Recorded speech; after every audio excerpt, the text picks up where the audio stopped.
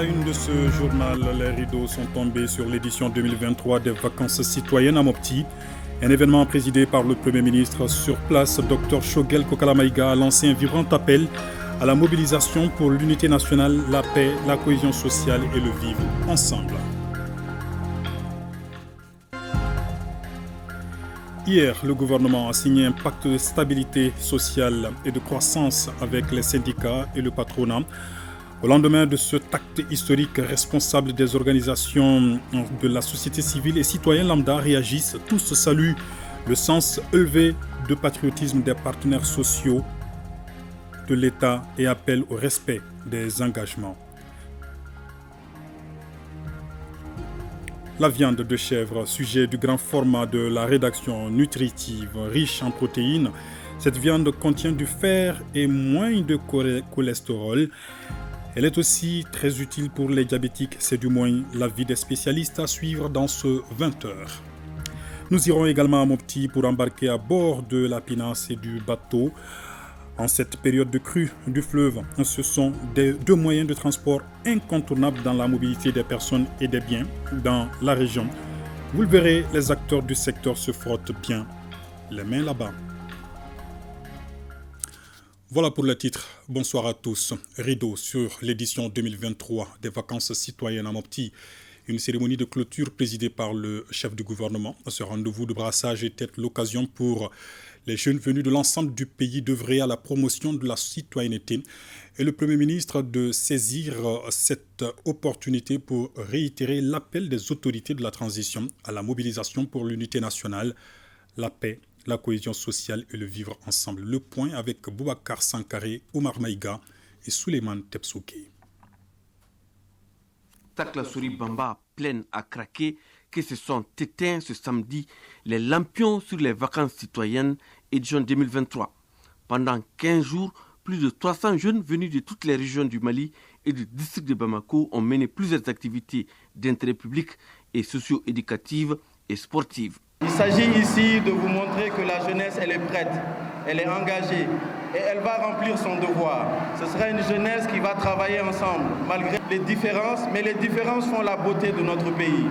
Nous avons un pays avec plusieurs diversités et c'est cet ensemble de diversités qui fait le Mali. Et aujourd'hui, vous avez le Mali de la jeunesse qui est là. C'est la jeunesse qui vient de toutes les régions. Et nous prenons notre engagement aujourd'hui que cette jeunesse-là va rester debout pour remplir sa mission pour la construction de ce nouveau Mali. Ces vacances citoyennes sont aussi un rendez-vous du donner et du recevoir. Le Mali, c'est un grand jardin. Vous savez que la beauté d'un jardin, c'est la multiplicité des fleurs. Plus il y a de fleurs dans un jardin, plus il est beau. Et les jeunes Maliens, de Taoudeni à Kidal, à Menaka, à Gao, jusqu'à Koulikoro en passant par la capitale Bamako, ont montré que le Mali appartient à tout le monde.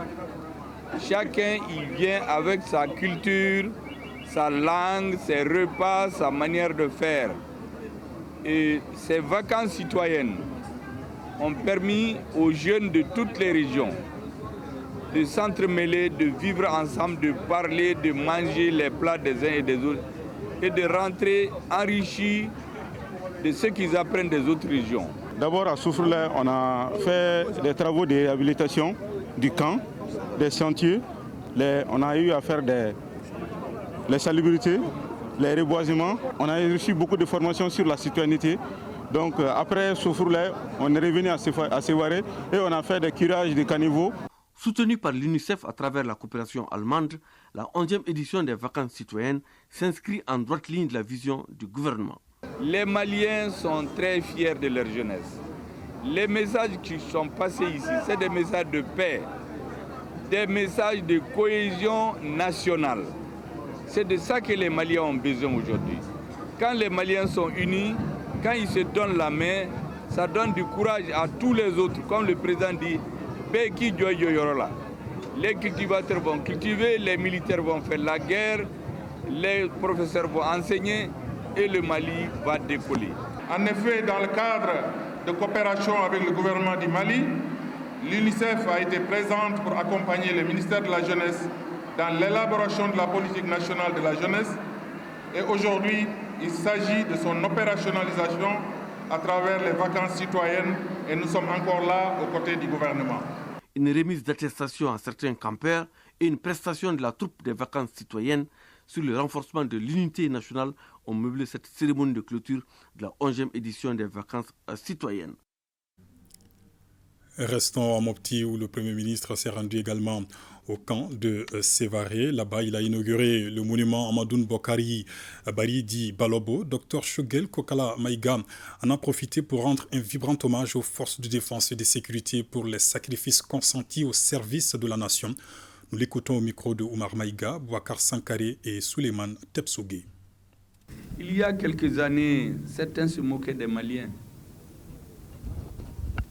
Mais aujourd'hui, cette confiance que vous êtes reçue, vous l'avez transmise au peuple malien. Un peuple qui a confiance peut soulever des montagnes. Il y a des choses qui étaient impossibles à penser au Mali il y a quelques années. Aujourd'hui, nous sommes devenus un exemple. Nous parlons fort, c'est juste. Je sais qu'en général, vous et vos chefs, vous agissez, vous ne parlez pas beaucoup. Je le sais parce que je suis avec certains de vos compagnons. Ils agissent très efficacement, mais ils parlent peu. Mais on a besoin aussi de parler pour que tout le monde entende et comprenne ce qu'on est en train de faire. Cela aussi est nécessaire. Et nous parlons fort. On nous écoute. Certains admirent même le Mali. Pourquoi? Parce que vous êtes là. Les forces armées de sécurité, c'est le principal outil de décision des hommes politiques.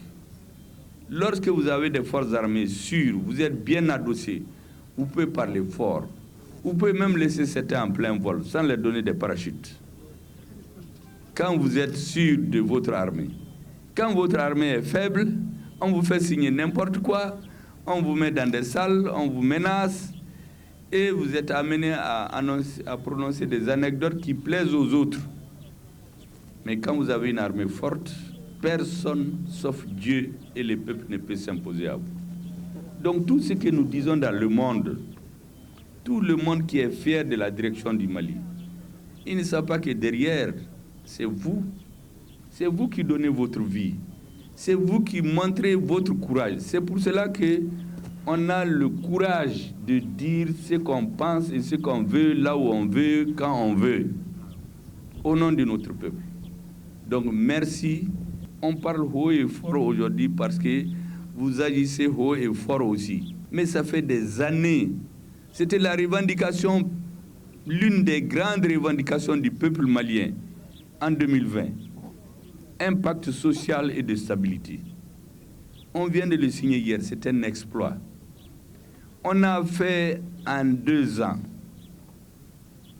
300 milliards d'augmentation des salaires, alors qu'on nous a amputé à cause de l'embargo de près de 500 à 600 milliards. Et ces augmentations sont senties surtout par les petits salaires et vous, les hommes en armes. Il y a certains qui n'oublieront jamais de leur vie que c'est pendant la transition qu'ils ont eu les augmentations nécessaires. Ils risquent leur vie, leur peuple pense à eux. Ça, c'est très, très important. Donc, vous pouvez être fiers de ce que vous faites. Parce que pour que nous puissions tranquillement nous occuper des grandes questions de la nation, il faut que vous sacrifiez votre vie, que vous travaillez nuit et jour. On fait tout chez nous, l'école d'état-major, et on vient de faire une école de guerre. Parce que nous voulons une nation forte, complète sur tous les plans. Le Premier ministre à Mopti aujourd'hui donc où il a inauguré le monument Amadoun Bokari Baridi Balobo au camp de Sévaré. La MINUSMA se retire progressivement du pays. Hier, la mission onusienne a fermé définitivement ses portes à Ménaka et les clés du camp ont été remises officiellement au gouverneur de la région de Ménaka, Mohamed Lamine Maïga et Ibrahim Ag Amini pour le reportage. Le site et tout le matériel sont remis aux autorités régionales. C'est la chef de base du bureau qui a paraphé les documents de restitution. La MINUSMA vient de procéder à la rétrocession de son camp à l'État malien. Je peux vous dire solennellement que cette rétrocession s'est déroulée conformément selon la planification retenue par les autorités maliennes et les grands responsables de la MINUSMA à Bamako. Ça s'est très bien passé. Le camp de la MINUSMA est ainsi remis aux autorités régionales et aux responsables des femmes présents à la cérémonie. 10 ans après, la MINUSMA ferme définitivement ses portes dans la région de Ménéka ce 25 août 2023. La chef du bureau a salué la résilience et la franche collaboration des populations de Ménéka. Madame Fabiola dira que son pays, le Rwanda, a connu des moments difficiles et que le Mali se relèvera de ces difficultés. Il a ensuite loué la tolérance et la patience des Ménékois. Les responsables de la région ont également salué le courage de Fabiola qui n'a fait que quelques mois à Ménéka. Inauguration du siège de la toute nouvelle cour administrative d'appel. C'est une juridiction qui vient combler un vide avec l'opérationnalisation de ce second niveau de jugement. L'événement a mobilisé autour du ministre de la Justice et des Droits de l'Homme plusieurs représentants de l'institution judiciaire. Pemba Sibi et Djelima Kandjabate. 12 ans après sa création, la Cour administrative d'appel a désormais un siège. Le ministre de la Justice et des Droits de l'Homme, garde des Sceaux, a procédé à la coupure du ruban de l'édifice bâti sur 3500 mètres carrés. Le siège de la Cour administrative d'appel est composé de 58 bureaux et 6 salles d'audience. L'opérationnalisation de cette Cour consolidera à coup sûr le respect du double degré de juridiction et va désengorger la section administrative de la Cour suprême qui jusque-là continue à jouer le rôle de juge d'appel et de cassation. La soumission de l'État au droit, puisque c'est de cela qu'il s'agit, est et demeure la principale mission qui est assignée à la juridiction administrative, qui, de par ses décisions, doit être le contre-pouvoir pour protéger le citoyen contre l'arbitraire de l'administration. C'est pourquoi nous n'allons pas hésiter à nous acquitter de notre devoir d'ingratitude vis-à-vis de l'autorité de nomination chaque fois que ses propres décisions soumises à notre censure se trouvent en non conforme au droit. L'opérationnalisation de cette cour participe au renforcement de la protection des droits des usagers face aux abus de l'administration, une protection qui est une volonté politique prise en compte dans la nouvelle constitution. En donnant une valeur constitutionnelle à ces principes, le pouvoir constituant traduit la volonté d'un renforcement des droits des usagers des services publics face à la toute-puissance de l'administration d'État dont les mœurs ont connu une évolution, incitant à renforcer les moyens contre les abus de toutes sortes, principalement la corruption d'agents publics. Notre système de justice administrative va connaître donc un changement qualitatif qui se traduira par une meilleure garantie des droits des justiciables, une célérité dans le traitement des dossiers et une amélioration de la qualité et de l'efficacité des décisions rendues. Le second acte de cette inauguration a été la présentation des membres de la nouvelle cour administrative d'appel. Elle est présidée par Djougal Sissé, assistée de 9 conseillers et 2 rapporteurs. Le chef du département de la justice a saisi cette occasion pour informer ces derniers que très prochainement, les ressources humaines de la cour seront renforcées. Le Premier ministre en parlait tout à l'heure à Mopti. Après un long processus de dialogue, les autorités de la transition trouvent un terrain d'entente avec les centrales syndicales et le patronat. Hier, le président de la transition a présidé la cérémonie de signature d'un pacte de stabilité sociale et de croissance. Au lendemain de cet acte historique, des responsables des organisations de la société civile réagissent. À Bamako, Kaï et Koulikoro, à Bamako, Kaï et Tombouctou, tous saluent le sens élevé de patriotisme des partenaires sociaux de l'État.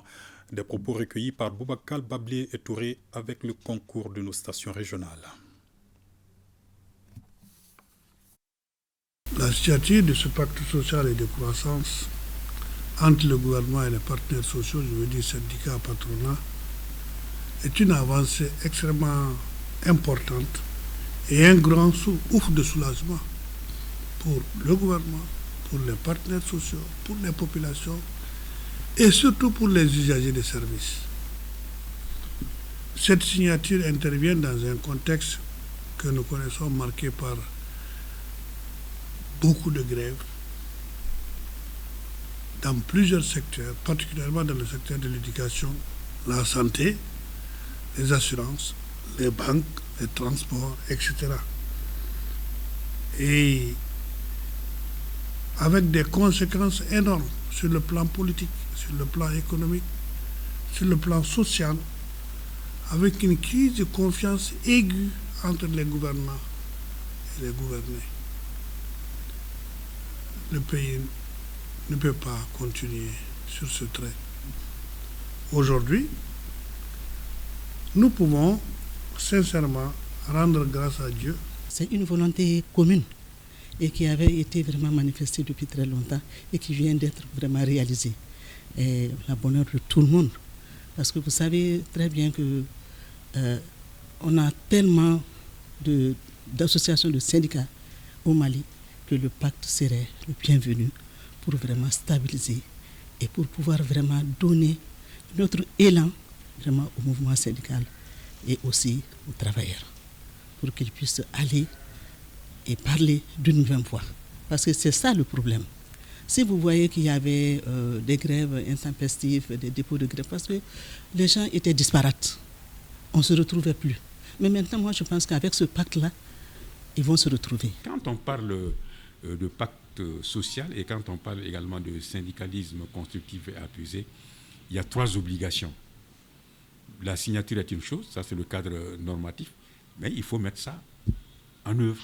C'est ça l'opérationnalité et l'opérationnalisation de ce pacte social de stabilité. La première de ces obligations, c'est l'obligation de résultat. Ce qui est écrit dans le pacte, dans le document, il faut qu'on voit les résultats. Ceci est extrêmement important.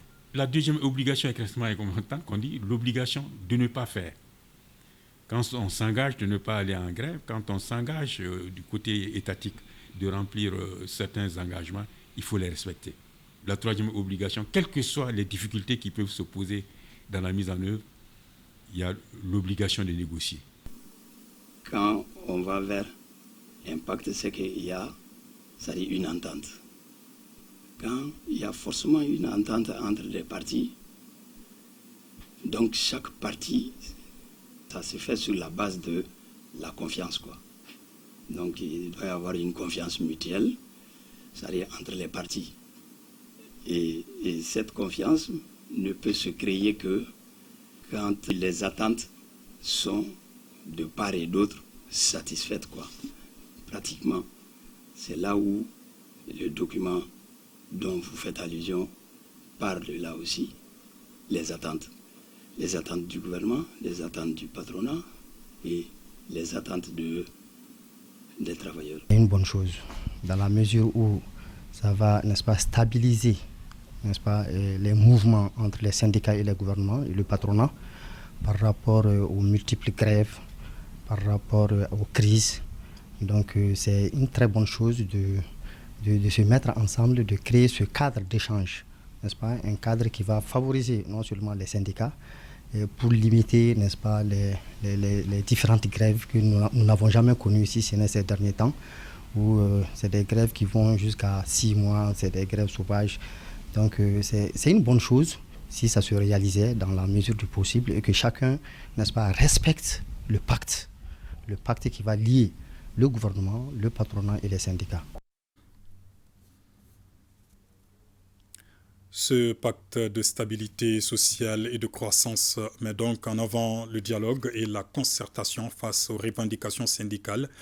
C'est un accord bien accueilli également par les populations maliennes, au-delà donc des organisations de la société civile, des citoyens qui espèrent que chaque partie respectera ses engagements pour le bien-être des Maliens. Ils sont au micro de Bemba Sibi. Je pense que c'est une très bonne chose parce que je pense que ça va éviter des grèves intempestives et qui n'arrangent personne en réalité. Parce qu'en réalité, chaque grève observée par les médecins ou bien par les personnels de santé, je peux dire que c'est synonyme de perte de vie humaine. Voilà. Donc si le gouvernement arrive vraiment à mettre en place ce pacte, vraiment pour éviter les grèves intempestives, je peux dire que c'est salutaire, quoi. Si le pacte permet de surseoir au mouvement de grève, c'est une excellente décision.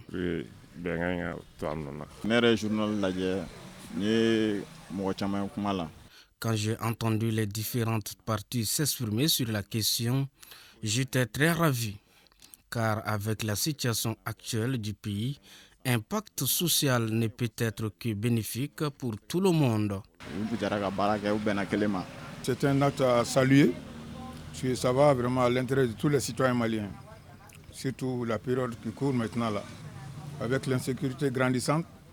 Et du moment qu'on est en train de faire des pas vers la victoire, je pense que c'est le moment où nous devrions vivre en communion, s'accorder vraiment une chance pour une large porte de sortie, quoi, je veux dire. Je pense que l'entente et le dialogue est la base de tout et une telle initiative est la bienvenue, surtout dans le contexte actuel. Pour la stabilité du pays, c'est une bonne initiative. Voilà. Que chacun prend sa responsabilité, qui a fait accord de principe maintenu au drone de dos. Réaction des citoyens et une erreur d'aiguillage nous a fait identifier tout à l'heure un intervenant membre du CNT et toutes nos excuses. La ministre de la Promotion de la Femme, de l'Enfant et de la Famille fait parler son cœur à la direction du service social des armées. Elle a remis à la structure un important lot de vivres et de non-vivres. C'est un don destiné aux veuves des militaires et paramilitaires. Koumba Sissé. C'est la toute première visite d'un ministre en charge de la promotion de la femme à la direction du service social des armées, selon le premier responsable de la structure. Koulibaly Mariam Maïga est venu apporter son soutien aux veuves des militaires et paramilitaires.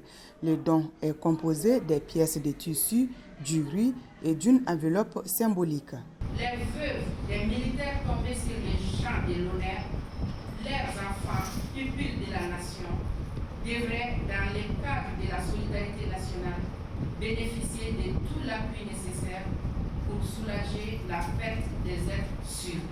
Cette cérémonie initiée par mon département s'inscrit en droite ligne des œuvres sociales de son Excellence le colonel Assimi Goïta.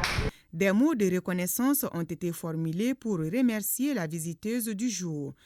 Cette journée est mémorable pour nous car elle témoigne une marque de considération pour notre structure et nos populations cibles, à savoir les femmes des camps, les veuves, les orphelins, en somme, toute la famille des militaires et paramilitaires.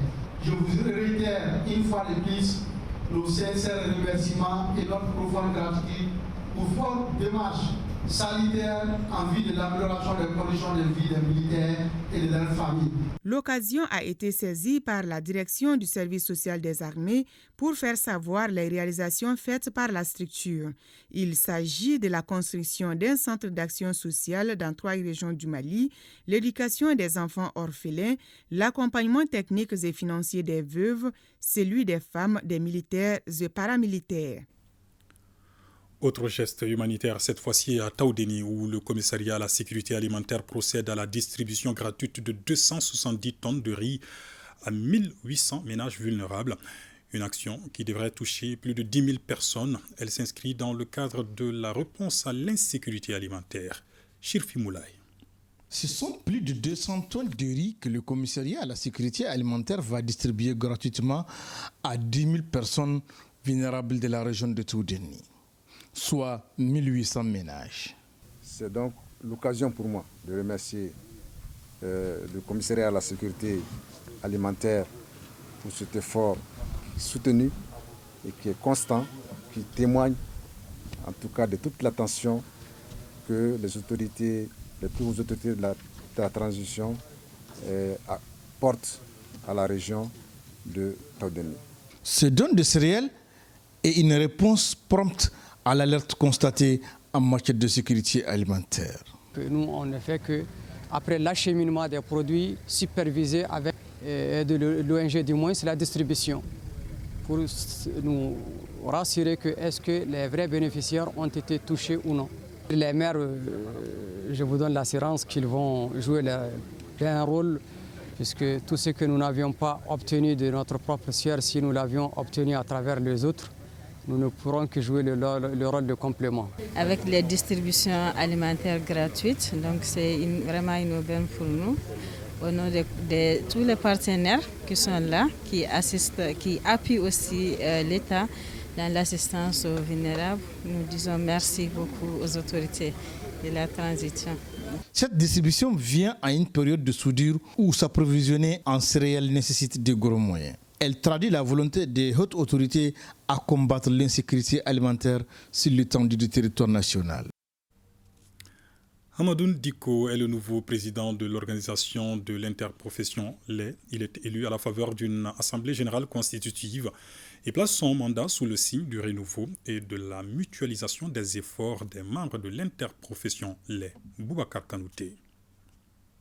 Hamadoun Diko pilote désormais l'interprofession de la filière lait au Mali pour un mandat de 5 ans. C'est ce qui ressort de cette assemblée constitutive.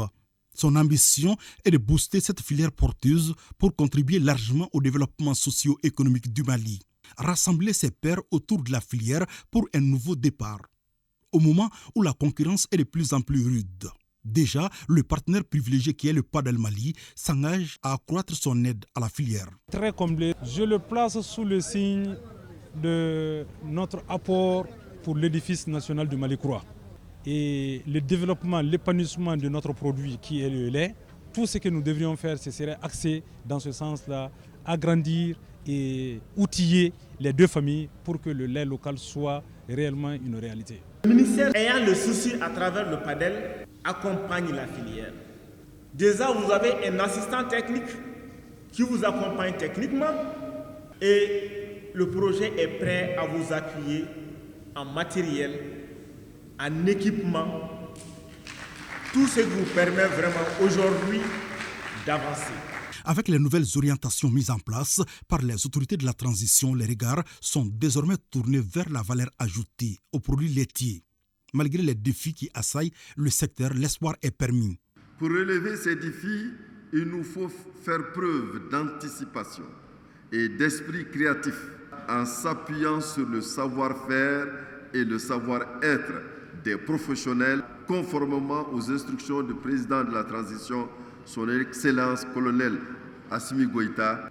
L'objectif visé est de créer des conditions d'une meilleure organisation de la production, de la conservation, de la transformation, de la commercialisation, en responsabilisant au mieux les principaux acteurs de la filière. Cette assemblée constitutive de la filière lait au Mali a vu la participation des délégués venus de toutes les régions du Mali, comme pour dire qu'ils veulent jouer leur partition dans le processus de développement local.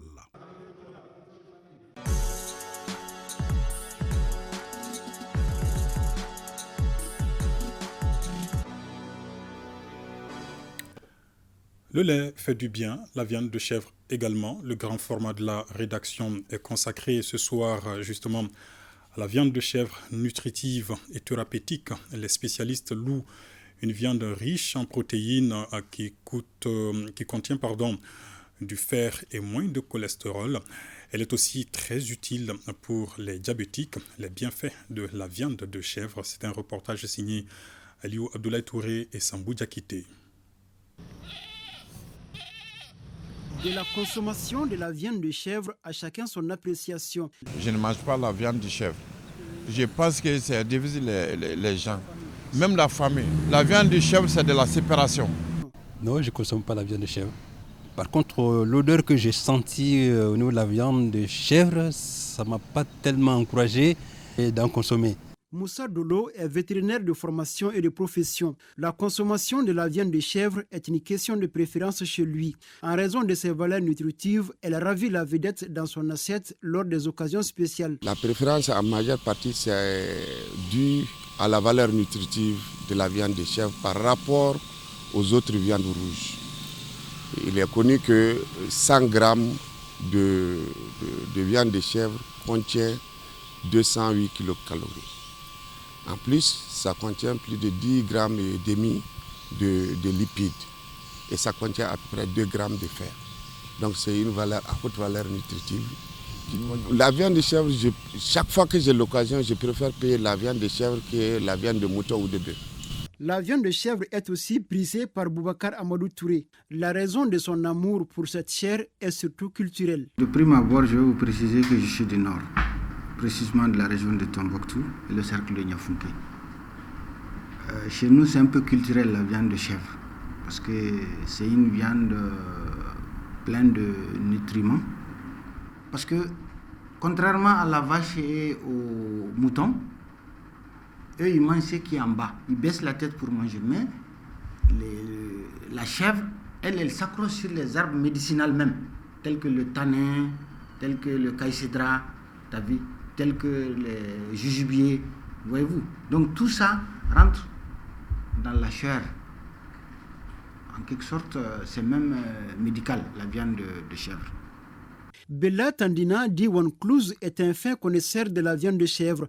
Il évolue dans le domaine de la rôtisserie. La viande de chèvre, il y a beaucoup de gens qui l'évitent parce que c'est une viande. Sa viande, quand tu le manges, tu as la chaleur. Ça fait monter la chaleur dans le corps. Le foie de chèvre, quelqu'un qui veut, il passe l'expérience tout de suite. Tu lui payes, tu grilles ça en braise sur le charbon. Naturel, il faut mettre ça sur le grillage. Et quand vous le mangez, ça va vous donner l'envie de boire de l'eau. Il ne faut pas boire. Prends un petit temps et tu vas voir que même la souffle que tu as là, ça va vous laisser. Mais quand tu vas à la douche, essaie de pisser dans quelque chose comme ça, dans une boîte ou quelque chose comme ça, tu vas voir. Et dans 3 jours, quand tu le fais successivement, tu vas sentir un changement. Selon Dr Amadi Diarra, la consommation de la viande de chèvre est très importante pour l'organisme car elle est riche en protéines. La viande de chèvre est classée parmi les viandes rouges. 100 grammes de viande de chèvre apporte entre 16 et 39% de protéines nécessaires à l'organisme. Elle contient aussi peu de cholestérol, cette matière grasse qui est aussi importante dans l'organisme humain, mais dont son excès est nuisible. Dans la viande de chèvre, il y a tous les acides aminés nécessaires pour le maintien de la bonne santé d'un organisme. En plus de ses valeurs nutritives, la viande de chèvre renferme des vertus thérapeutiques. C'est un animal qui consomme beaucoup plus les feuilles. Et dans les feuilles, il y a beaucoup de vertus. La chèvre a cette faculté de brouter ses feuilles, de les sélectionner dans la nature et de les manger. Ce qui fait que cette vertu, elle les transmet directement à sa viande. Notamment les gens qui ont des problèmes de cholestérol ou bien de diabète, d'hypocalcémie. Ces gens, on les recommande beaucoup plus la viande de chèvre. Pas seulement, la viande de chèvre contient d'autres vertus. Ça défavorise le dépôt de graisse au niveau de la circulation sanguine, notamment les artères, les veines. Donc ce qui fait que les gens ont moins de problèmes d'AVC. Ce qu'ils appellent notamment AVC. C'est beaucoup plus dû au fait que les artères sont bouchées par la graisse. Et comme la viande de chèvre contient moins de cholestérol, donc à la longue, elle est indiquée pour éviter à la longue les accidents vasculaires. Si la viande de chèvre apporte beaucoup à l'organisme, son lait est très bon pour le nourrisson. Le lait de chèvre, un enfant qui a perdu sa mère maintenant, un enfant sa mère n'a pas de lait, le lait de chèvre là, ça peut l'y accompagner. 2 ans, il peut l'y accompagner. Même si c'est l'autre arrêté, on va chercher un autre. Malgré son impact positif sur la santé, la viande de chèvre n'est pas consommée par tout le monde à cause de son odeur. Pour les spécialistes, cette odeur est liée à 2 facteurs. Le premier facteur, c'est l'environnement. Généralement, les chèvres sont dans les enclos et les urines, les déchets, quand ils se couchent, l'odeur remonte sur l'animal.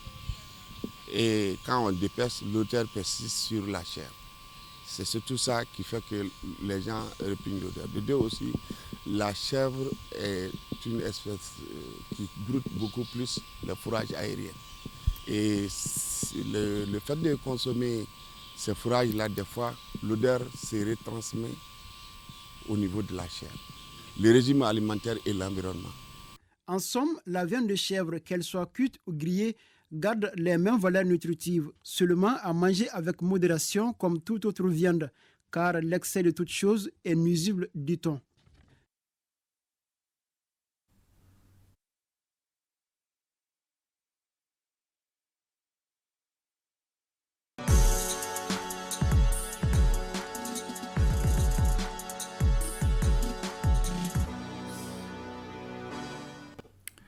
Et partons à Mopti à présent pour embarquer à bord de la pinasse et du bateau. En cette période de crue du fleuve, ce sont deux moyens de transport incontournables pour la mobilité des personnes et des biens dans la région.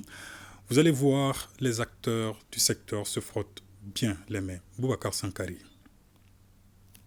Avec la crue du fleuve Niger, le transport fluvial a repris avec les grandes pinasses et les bateaux, notamment sur l'axe Mopti-Gao et Mopti-Tombouctou. Et les acteurs du secteur se frottent bien les mains en cette période. Par les petits bateaux, nous pouvons faire au minimum 100 passagers par semaine.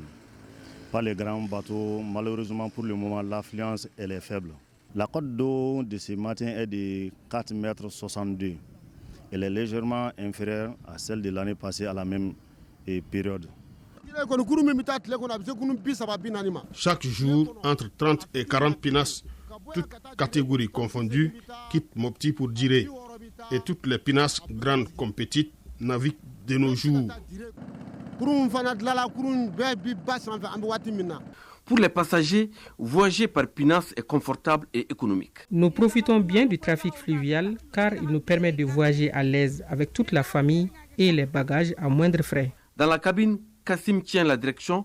Il vient d'accoster à Mopti en provenance de Gao. Nous gagnons bien notre vie avec la crue du fleuve.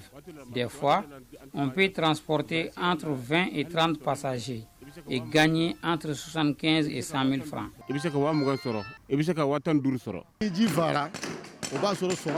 Avec la crue, on se frotte les mains. Plusieurs pinasses naviguent actuellement. Nous en fabriquons et nous en réparons. Une quarantaine de pinasses et 3 bateaux quittent chaque semaine Mopti pour les régions de Tombouctou et Gao. Également dans l'actualité au Mali, rencontre des jeunes de la mission d'évangélisation et d'implantation des églises. Objectif, renforcer la capacité des participants sur les écrits bibliques et invoquer le Seigneur pour la paix et la cohésion sociale au Mali. C'est autour du thème « Une jeunesse diligente pour l'excellence dans le travail ». Bokari Koulibaly et Tayeb Adjaouyakoui pour le reportage. Pour la paix, la cohésion sociale et le vivre ensemble, les jeunes évangélistes du Mali se retrouvent et implorent le Seigneur. L'appel sonné par le bureau de la jeunesse de la mission d'évangélisation et d'implantation des églises du Mali a mobilisé près de 1000 participants venus de toutes les régions du pays. L'objectif véritablement de ce camp est de permettre à tous les jeunes d'être véritablement enseignés sur les valeurs fondamentales de la parole de Dieu, mais également sur les valeurs sociétales, pour nous permettre également de vivre dans cette nation, le Mali, que nous aimons, et que nous puissions tous ensemble œuvrer pour le salut de cette nation, le Mali. Cette retraite spirituelle des campeurs qui va durer 5 jours sera mise à profit pour former les participants sur l'entrepreneuriat. Des rencontres de haut niveau sont aussi prévues avec certains responsables des églises. C'est là avec l'accompagnement du département en charge des affaires religieuses et la bénédiction de la MEIE. C'est un message de félicitations, de remerciements, mais également d'encouragement à l'endroit de ces organisateurs-là pour qu'ils multiplient ces genres d'initiatives et que l'initiative soit ouverte à tous les jeunes de ce pays. Ce camp va permettre à ce que ces jeunes gens, s'en allant dans leur contrée, pourront apporter une vision claire de ce que cette nation a besoin et de ce que aussi, dans le bon vivre, qu'est-ce que Dieu recommande pour cela. Premier du genre, ce camp dénommé Rassemblement des jeunes évangélistes du Mali verra, selon les organisateurs, la participation de tous les jeunes du Mali et d'ailleurs dans les éditions à venir. La deuxième édition du festival artistique, culturel et économique de Kourémalé se tiendra du 27 au 29 octobre prochain. Annonce faite face à la presse par les organisateurs, l'édition 2023 est placée sous le signe de l'union entre les peuples du Mali et de Guinée. Ibrahim Kaoukonaté, Moulay Sidibé. Ce festival dénommé Le Mali et la Guinée, une même histoire et un même destin, est un véritable cadre de rencontre et d'échange entre les deux peuples. Deuxième du genre, le Festival culturel, artistique et économique de Kourémalé est une initiative de l'artiste international Salif Keita. je suis vraiment satisfait. Parce qu'on ne s'attendait pas au succès. On a eu beaucoup de succès. Nous avons su que nous étions sur une lancée positive. Et que les deux pays avaient besoin de ça, que l'Afrique avait besoin de ça. Nous plaçons le signe de la fédération entre le Mali et la Guinée. Il faut cette fédération. Pourquoi les colonialistes sont venus blesser d'autres terres? Nous sommes capables de soigner, pourquoi on ne soigne pas? Il y a des familles qui ont été divisées en deux. L'autre est là, l'autre est là. Pourquoi ne pas les rassembler? On peut, on a compris. Le problème c'était quoi? Quand tu comprends un problème, c'est la solution. La solution, c'est la fédération. C'est rassembler nos parents et les mettre ensemble comme société. Cette deuxième édition connaîtra des innovations majeures, parmi lesquelles... Les changements qui ont été proposés, c'est d'abord la date. C'était une semaine l'année passée. Pourquoi cette année 3 jours?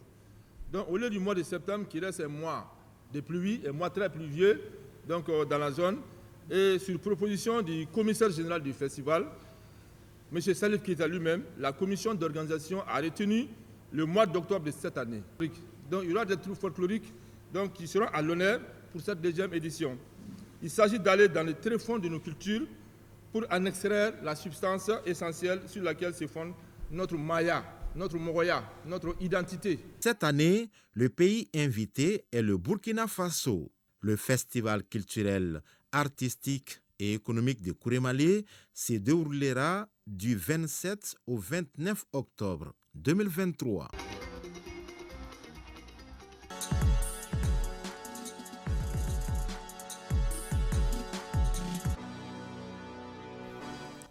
Les sports en plateau avec moi, Siragatou Sissé. Bonsoir. Bonsoir, Ibrahim Traoré. Coupe de la Confédération, le stade malien de Bamako s'est qualifié pour le second tour.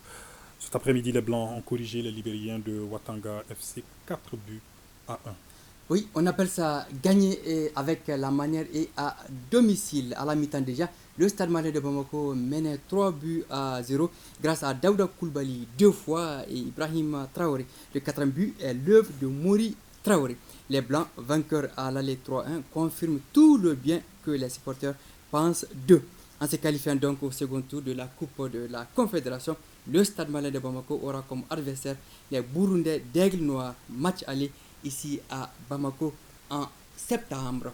Demain dimanche à 14h temps universel, l'AS Royal jouera sa qualification au second tour de la au second tour de la Ligue des champions d'Afrique à Garoua face à Coton Sport du Cameroun. À l'aller, les deux équipes s'étaient séparées 0-0. Le technicien Noum Diané et ses poulains se disent confiants pour revenir au Bercail avec le ticket de la qualification dans leur valise. Alors, super coupe, colonel Assimi Goïta, la 3e journée des matchs a démarré ce samedi à Koulikoro, au stade Mamadou Diarra Arch. Tout à fait. Gao a pris le meilleur 2 buts à 1 sur la présidence. En ouverture, ce matin dans le groupe A, l'équipe de Mopti a battu celle de Tombouctou 2 buts à 0 et entretenu des chances de qualification dans l'optique des demi-finales. Le résumé du match, Mopti-Tombouctou avec notre envoyé spécial à Koulikoro, Abdul Karim Kaba. Mopti en vert et Tombouctou est la première affiche de la 3e journée de la Supercoupe colonel Assimi Goïta à Koulikoro. C'est donc un duel entre mal classés du groupe A. Les deux formations ont chacun 1 point après 2 journées disputées. À l'entame, le match est pauvre en occasion de buts. C'est à la 34e minute que le jeu s'anime. À la suite d'une bonne combinaison de l'équipe mopticienne, Fodé Bengali marque contre son camp. 6 minutes après, comme ironie du sort, le portier de Tombouctou rate sa sortie et permet à Adama Sanfo d'inscrire le 2e but du match. 2 buts à 0 pour la Venise malienne, résultat à la mi-temps. Après la pause, aucune des deux équipes n'arrive à scorer. L'équipe de Mopti saisit cette occasion en se relançant dans cette poule A de la Supercoupe colonel Assimi Goïta, édition 2023. Koulikoro, c'est notre étape, c'est notre match, mais je vous assure que la manière dont les enfants sont en train de jouer, et je pense que petit à petit, vraiment, et ça va venir. Et je pense que la coupe ira encore à Mopti, Inch'Allah. Nous, on a tout fait. À la mi-temps, on les a remonté le moral. en leur disant que non, c'est rien. On a pris 2 buts, on peut remonter les 2 buts. Deuxième mi-temps, on s'est battu, on a fait des changements, on s'est battu, mais on n'a pas pu mettre le ballon au fond des filets. Pour la suite, en 4e journée, Tombouctou jouera contre Koulikoro et l'équipe de Mopti sera aux prises avec la présidence à Koulikoro pour la Supercoupe au colonel Assimi Goïta. La suite et la fin de cette 3e journée dans le groupe A, c'est ce dimanche au stade Mamour Diarra avec les rencontres Sikasso Kidal à 8h et CNT Koulikoro à 16h. Abdul Karim Kaba qui a failli signer son papier. Alors, merci beaucoup Siragato Sissé. On se retrouve demain. Inch'Allah, avec plaisir. Merci beaucoup. Quelques parutions dans vos librairies. D'abord, Pathologie chirurgicale digestive. Un ouvrage collectif écrit par les professeurs Bakari Tientigui Dambélé, Alassane Traoré, Adegné Togo et Lassana Kanté. Cette œuvre scientifique traite les principales pathologies chirurgicales digestives en Afrique. Elle est éditée par Figuera Édition, éditée également par la maison Figuera, Nuit sans étoiles. C'est un recueil de poèmes de l'enseignant et écrivain Saïbou Koulibaly. L'ouvrage sans ponctuation parle de la souffrance des jeunes Africains sahéliens qui quittent leur pays pour aller à la recherche de meilleures conditions ailleurs. Dans la lumière de la vérité et message du Graal, l'œuvre de ABD Rushin, cet ouvrage qui vient de paraître chez Édition du Graal, est un livre traitant donc des sujets d'ordre spirituel. L'œuvre de 230 pages explique la connaissance des rapports entre tout ce qui existe. Des ouvrages à retrouver donc dans vos différentes librairies. Fin de ce journal. Nous saluons ce soir nos compatriotes établis en Côte d'Ivoire et au Japon. Très bon moment de télévision en notre compagnie. Bonsoir.